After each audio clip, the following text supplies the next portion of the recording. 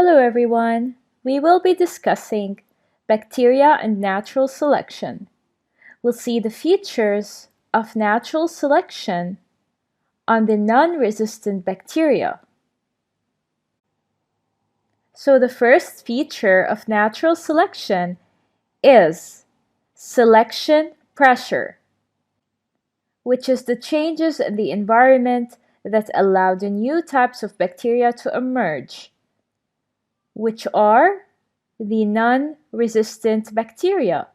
And this is due to the repeated use of antibiotics. The second evidence of natural selection is natural variation in the species. And the following effect on non-resistant bacteria is that some are resistant due to a chance of mutations and others are not. So we have two types, resistant and non-resistant.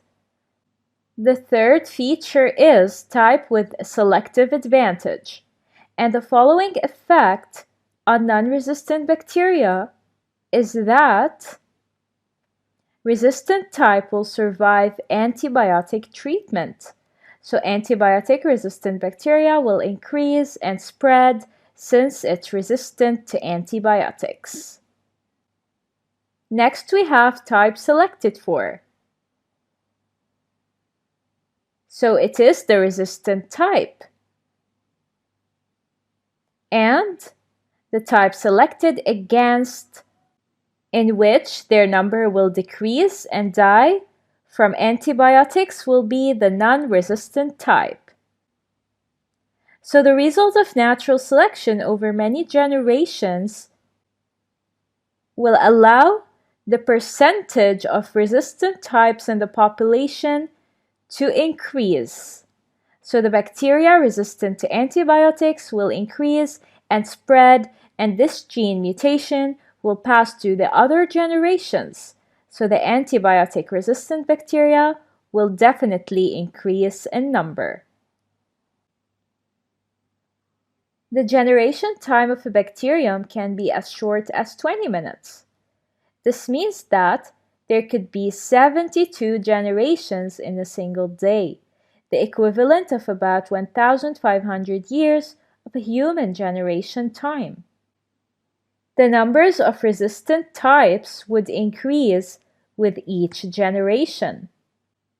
Very soon, a population of bacteria would become almost entirely made up of resistant types.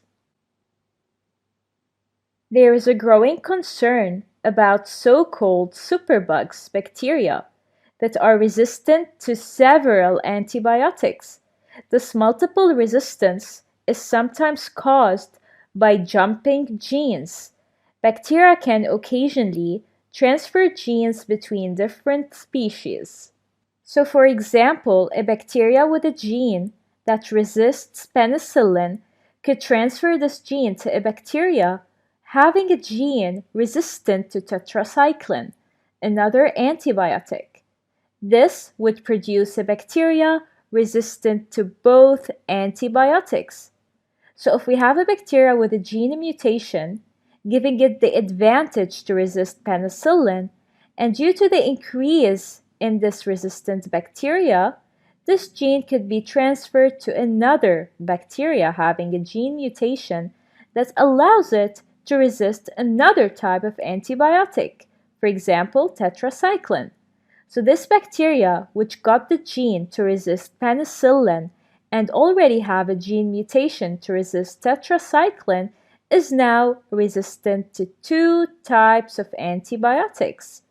So this type of bacteria, which is a bacteria with multiple resistance to antibiotics, will have a large selective advantage in any situation where these antibiotics might be used.